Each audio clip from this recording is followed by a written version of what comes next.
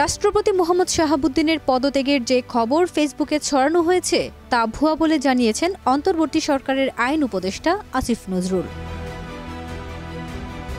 ফেসবুকে এক পোস্টে তিনি লিখেছেন, আমার নাম ব্যবহার করে কিছু অপপ্রচার হচ্ছে।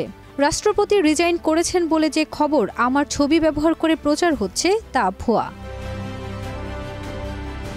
ছাত্র জনতার গণ আন্দোলনে ৫ আগস্ট শেখ হাসিনার দেশ ছাড়ার পর ৮ আগস্ট নোবেলজয়ী মোহাম্মদ ইউনূসের নেতৃত্বে অন্তর্বর্তীকালীন সরকার শপথ গ্রহণ করে। রাষ্ট্রপতি মোহাম্মদ শাহাবুদ্দিন বৃহস্পতিবার রাত ৯:১০টার পর অন্তর্বর্তীকালীন সরকারের সদস্যদের শপথ বাক্য পাঠ করান।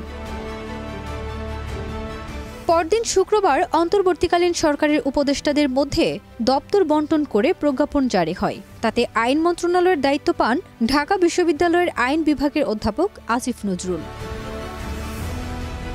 পরদিন ছাত্র জনতার দাবির মুখে প্রধান বিচারপতি ওবায়দুল হাসানের পদত্যাগের খবর আইন উপদেষ্টাই দিয়েছিলেন।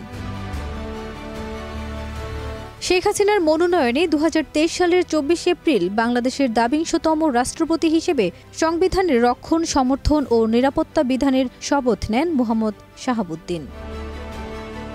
ফারজানা নিকিতা, দেশ রূপান্তর।